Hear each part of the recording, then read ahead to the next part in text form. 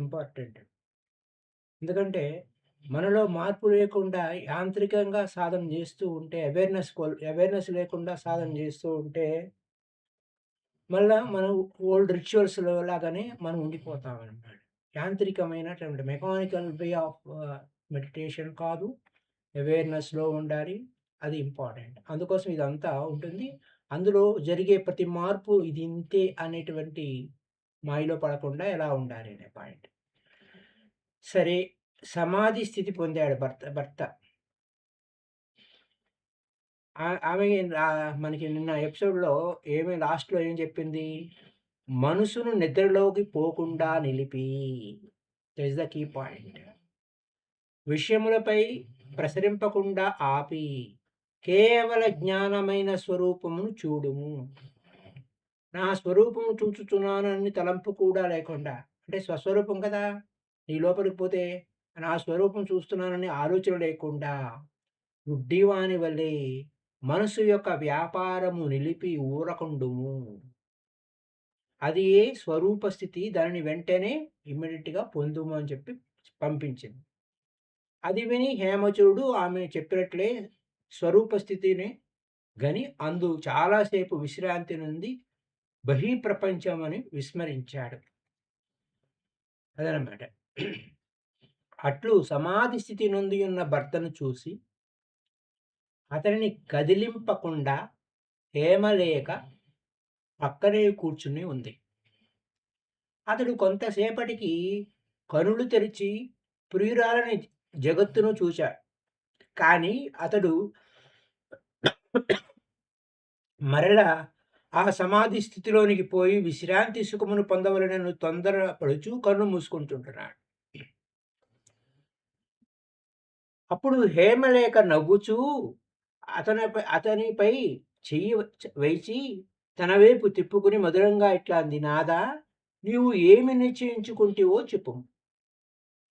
కనులు మూసుకొనుట వలన లాభము కానీ, తెరుచుట వలన నష్టం కానీ ఏమి కలుగుతుందో చెప్పు. కనులు తెరిచినప్పుడు నువ్వు పొందకున్నది ఏది? కనులు మూసుకున్నప్పుడు నువ్వు పొందుతున్నది ఏమి? ఆ స్థితి ఏమిటి? ఏ విధంగా ఉంది? అని ఆ ఎక్స్‌పీరియన్స్ అడుగుతుందామె. అప్పుడు అతనికి ఆమెతో మాట్లాడుట కూడా ఇష్టం లేకుండెను. వెంటనే మరలా సమాధి సుఖమును పొందవలెనను ఆతురతతో ఆలస్యమును భరింపలేక మదమత్తుని వలె ఇట్లనెను: ప్రియురాలా, చిరకాలమునకు నేను అత్యంతమైన విశ్రాంతిని పొందితిని. దుఃఖభూయిష్టమైన ఈ బాహ్య ప్రపంచమునందు ఎక్కడనూ నాకు విశ్రాంతి లేదు. పిప్పి అయిన చెరుకు ముక్కను నమిలినట్లు రుచిలేని ఈ బాహ్య వ్యవహారం ఇంకనూ చాలును. దౌర్భాగ్యము చేత అంధుడనై ఇప్పటి వరకును ఆత్మసుఖము నెరుంగనైతిని. తన ఇంటియందే పెద్దలు నిక్షేపించిన నిధిని ఎరుంగక ఒకడు భిక్షాటనము చేసినట్లే, అట్లే నేనును నా యందే ఉన్న సుఖ సముద్రమును తెలుసుకొనక దుఃఖ పరంపరలతో సంకీర్ణమై ఉన్న విషయ సుఖముల కొరకు పాకులాడుచున్నాను. మెరుపు తీగవలే క్షణములో మాయమగునట్టి సుఖములను కోరుచు, దుఃఖముల చేత కొట్టబడుచు విశ్రాంతి పొందకుంటిని. ఓహో! ఏమి ఈ జనవర్తనములు, ఈ జనుల వర్తనము! వీరు సుఖమేదియో దుఃఖమేదియో కూడా తెలుసుకొనలేక నిరంతరము సుఖమును కోరుచు దుఃఖములు ప్రోగు చేసుకొనుచున్నారు. ప్రయత్నపూర్వకంగా దుఃఖమును తెచ్చుకొని అనుభవించుట ఇంక చాలును. ప్రియురాలా, నీకు అంజలి చేసి ప్రార్థించుచున్నాను. నా యందు దయ చూపుము. సుఖరూపమైన నా ఆత్మయందు చాలా విశ్రాంతి కోరుచున్నాను. నన్ను కదిలింపకము. నీవు ఆత్మానందము నెరింగి ఉన్నదానివి.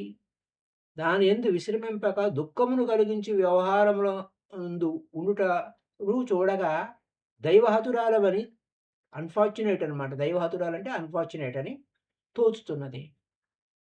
ఆ మాటలు విని హేమలేఖ మందహాసంతో ఇట్లా అంది: నాదా, పరమపావనమైన ఆత్మపదం నీకు తెలియలేదు. ఆత్మస్థితి యందుండి అది తప్ప వేరేమీ లేదని రూఢిగా నెరుంగని పండితులు కనులు మూసుకున్నచో ఒక విశేషము, తెరిచినచో ఇంకొక విశేషము కలుగునని భ్రాంతి నొందుతున్నావు. నీవు కొంచెం తెలుసుకుంటే, తెలుసుకున్న ఈ కొంచెము తెలియని దానితో సమానంగా ఉంది. చూడండి. నువ్వు కొంచెం తెలుసుకొంటివి. తెలిసిన ఈ కొంచెం తెలియని దానితో సమానంగా ఉంది. ఆత్మపదము కనులు మూసుకొనుట చేత గాని, తెరువుట చేత గాని గోచరించేది కాదు. అట్లే ఒక పని చేయుట వలన గాని, చేయకుండుట వలన గాని, ఒక తావును పోవుట వలన గాని, పోకుండా ఉండుట వలన గాని అది లభించినది కాదు. ఒక పని చేసియో, లేక ఒక చోటికి పోవుచునుట వలనో, మనం ఒక దానిని పొందినచో అది పూర్ణమెట్లగుతుంది. మన కంటి రెప్పలు 8 వడ్ల గింజలు వరుసగా పేరిస్తే ఎంత పొడవుండునో అంత పొడవుగా కూడా ఉండవు. అట్టి ఈ రెప్పలు తెరిచినంతనే అంతర్ధానమందునట్టి ఆత్మ పూర్ణ వస్తువు అవుతుందా? ఓహో! నీకు ఎంత భ్రాంతి కలిగినది? కోట్ల కొలది బ్రహ్మాండములు దేనియందు ఒక మూలము నొదిగి ఉన్నదో, ఒక మూల ఒదిగి ఉన్నదో, అట్టి పూర్ణమైన ఆత్మ అంగుళంపు పొడవు కూడా లేని కనురెప్పలు తెరుచుట వలన మాయమగునా? తత్వసారము చెప్పుదును వినుము. గ్రంథులు తెగనంత వరకు ఎవనికి సుఖం కలగదు. మోహమును త్రాడునందు కోటాను కోట్ల ముడులున్నాయి. స్వరూపము నెరుంగకుండుటయే మోహం. స్వస్వరూపము తెలియకుండుటయే మోహం. ఆ మోహమును మరి ఆ మోహమును తాడు. ఓకే. వస్తుస్థితికి విరుద్ధంగా మనం చేయు భావనలే ఆ ముడులు. దేహేంద్రియాదులను ఆత్మగా తలంచుచుండుట మొదటి నుండి ఈ విధంగా ఉంది. ఈ దేహబుద్ధిని ఈ దేహబుద్ధి అనే ముడి వలనే ఈ సంసారం అనివార్యంగా సిద్ధమవుతుంది. అంటే ఐ యామ్ ద బాడీ అనేటువంటి భావనతో.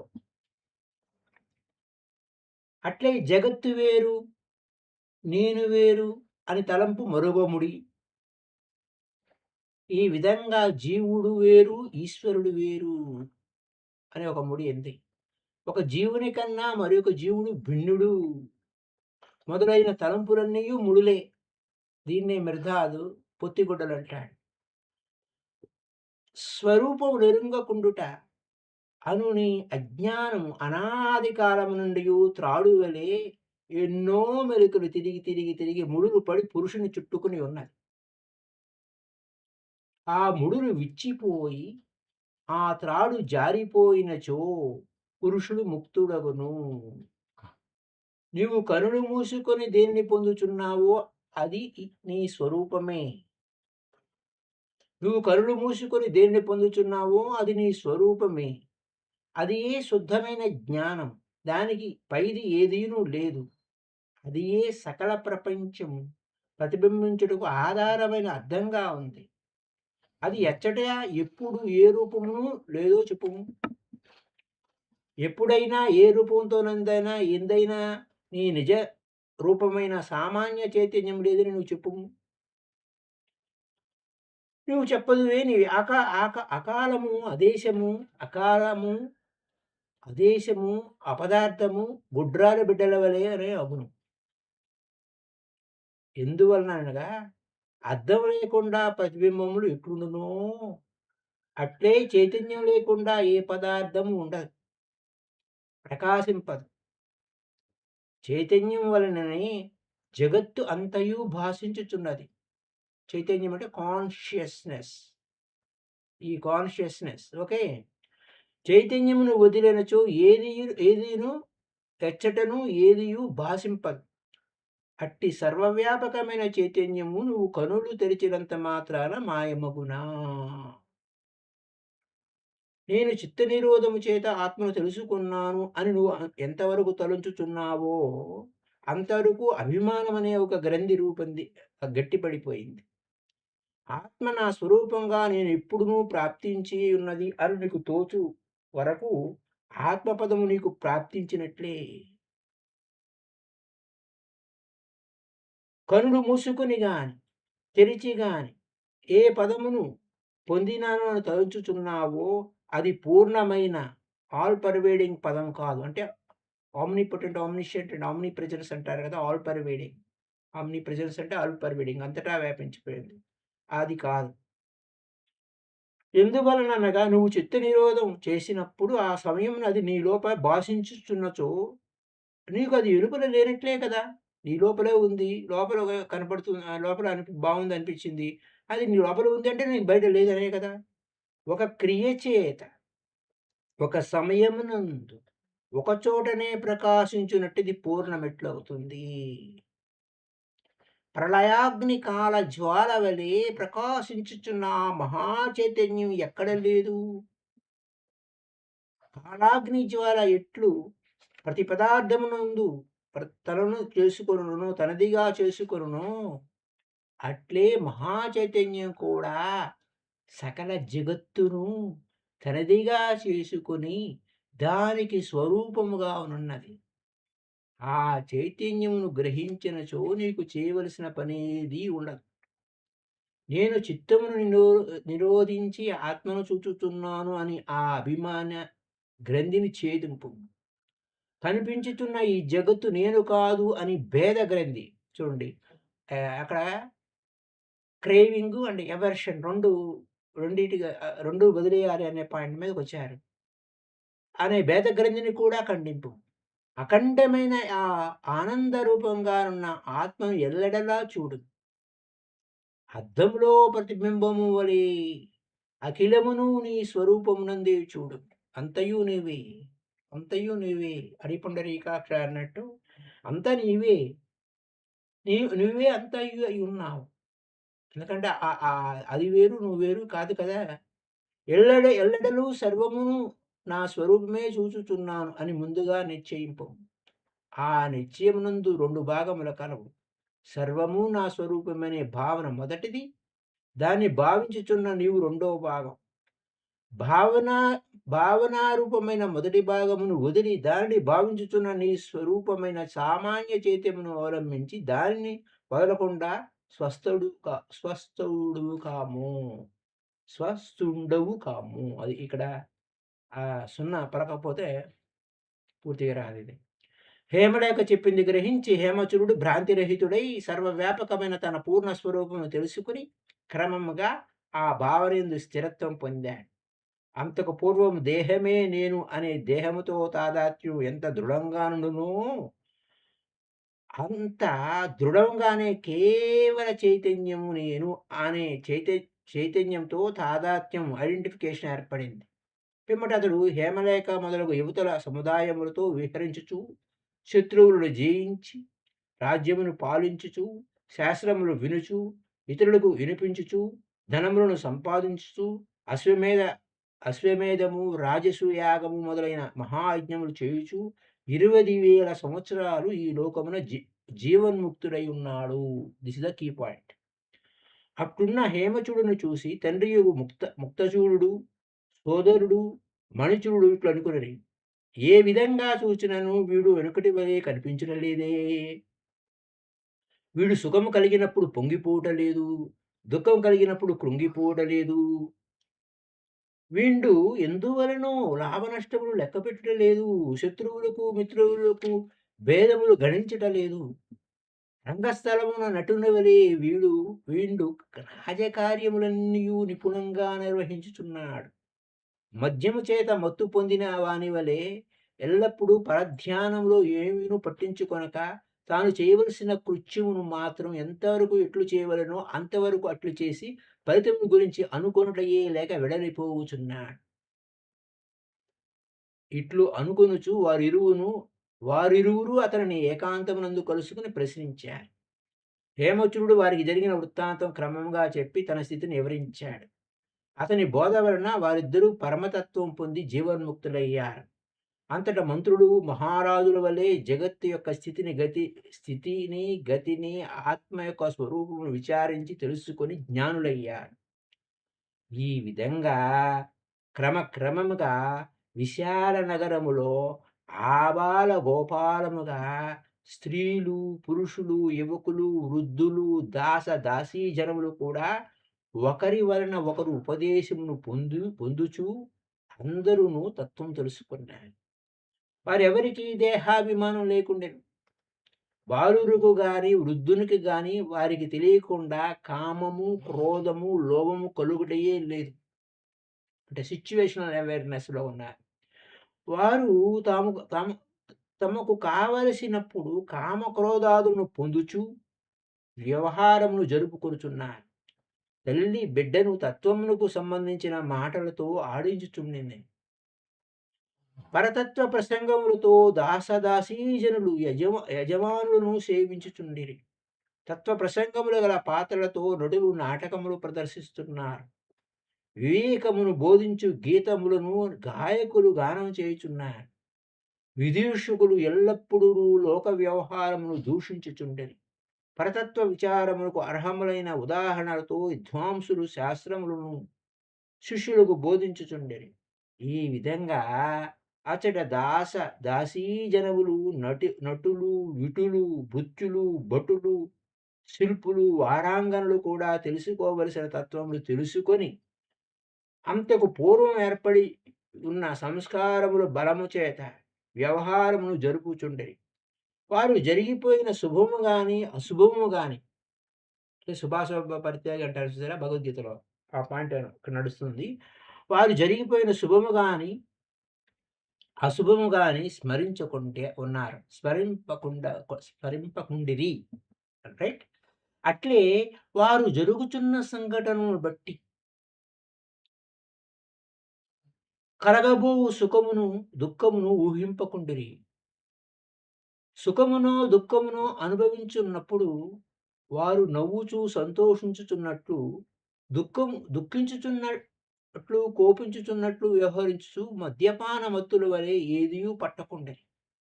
అట్లున్న విశాల నగరమునకు సనకాది మహర్షులు వచ్చి చూసి, ఇది ప్రసిద్ధ విద్యానగరము అని కీర్తించారు. అక్కడ పంజరముల యుందన చిలకలు ఇలా పలుకుతున్నాయి, దృశ్యమును వదిలి దృక్స్వరూపమును ఆత్మను పొందుడు అని. ప్రతిబింబము అద్దము కన్నా భిన్నముగా ఎట్లు లేదో అట్లే దృక్కునందు ప్రతిబింబించుతున్న దృశ్యం కూడా దృక్కునకు భిన్నముగా లేదు. దృక్కే దృశ్యంగా కనిపించుతున్నది. ఆ దృక్కే నేను. అదియు చరాచరమైన స్వరముగా గోచరించుతున్నది. దృక్కు వలనే సర్వము భాషించుతున్నది. కానీ దృక్కు మాత్రం స్వతంత్రంగా భాషించుచున్నది. కావున జనులారా, భ్రాంతిని వీడి సకలమునకైన ఆధారము అయిన సకలమునకు ఆధారమై సకలమును భాషింపజేయుచున్న దృక్కును దారిచే దృష్టి కలవారే భజింపుడు అని చెప్పి పక్షులు అంటున్నాయట. ఆ చిలకలు అంటున్నాయట. పక్షులు సైతం ఇట్లా పలుకుచుండుట ఆ పురమునకు ఇప్పటికీ ప్రసిద్ధ విద్యానగరమని చెప్పుచున్నారు. ఇట్లు హేమలేఖ వలన వారు అందరూ జీవన్ముక్తులయ్యారు. కావున శ్రేయస్సును కలిగించుటలో మొట్టమొదటి సాధనం సత్సంగము. అందువలన శ్రేయస్సు కోరువారు సత్పురుషులను ఆశ్రయించుటకే నిరంతరం ప్రయత్నించుచుండవలెను. ఇది జ్ఞానఖండమున హేమచూడు జీవన్ముక్తుడగుచున్నది 10వ అధ్యాయం.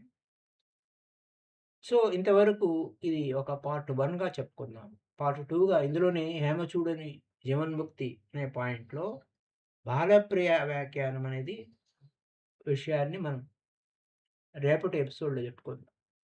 ఎందుకంటే అది కూడా ఇంకా సుదీర్ఘంగా ఉంటుంది. దీంట్లో ఎవరైనా ఇస్తారా ఆయన? హేమచూడునకు జ్ఞానం కలిగిన ప్రకారం గమనింపదగినది ఏ విధంగా ఉంది అనే పాయింట్ మీద అతడు ఒక సామాన్యుడైన రాజపుత్రుడు. అతడు సజ్జనుడే, కానీ అతనికి తత్వం గురించి ఆలోచన లేదు. అతడు హేమలేఖ యొక్క సౌందర్యం చూసి ముగ్ధుడై ప్రేమించి పెళ్లి చేసుకున్నాడు. యవ్వనంలో ఉన్నాడు. తీవ్రమైన అభిలాషతో ఉన్నాడు. ఆ తర్వాత ఏమేమి జరిగింది, ఎలా ఎలా జరిగింది అనే దానికి వివరిస్తూ అసలు ఇతను ఎలా ఏ విధమైనటువంటి సిట్యుయేషన్స్‌లో అతను భార్య ఏ విధంగా అతన్ని సరైన దిశలో పెట్టింది. చిత్తవృత్తి నిరోధం అంటే ఏమిటి? చిత్తవృత్తి నిరోధమనే పతంజలి మహర్షి చెప్పాడు. దీనిని నిధిధ్యాసనం అని చెప్పవచ్చు. ఏడవ మెట్టు ధ్యానించడం వలన కోరిన కోరుట అది ధ్యాసనము. అలాగే ఇంకా రకరకాల విషయాల గురించి చెప్పుకోవచ్చు. మనసును నిద్రలోకి పోకుండా నిలిపి విషయములపై ప్రసరింపకుండా చేసి నా స్వరూపము చూస్తున్నాను అని తలంపు కూడా లేకుండా ఊరుకొండము అదియే స్వస్వరూప స్థితి. ఇట్లా అనేక విషయాల మీద ఆమె ఎలా ఎలా చెప్పింది. తర్వాత అతను ఏ విధంగా ఎన్‌లైటన్ అయ్యాడు అనే విషయాల గురించి పూర్తిగా ఇంకా వివరణాత్మకంగా చెప్పడానికి ఉంది. అది మనం రేపటి ఎపిసోడ్‌లో చెప్పుకుందాం. ఇది పార్ట్ 1. పార్ట్ 1గా హేమచూడుని జీవన్ముక్తి పార్ట్ 1గా మనం చెప్పుకుందాం. పార్ట్ 2కి రేపు. Balapriya. Thank you. Happy day to you masters. Thank you visible and invisible masters. Bye bye.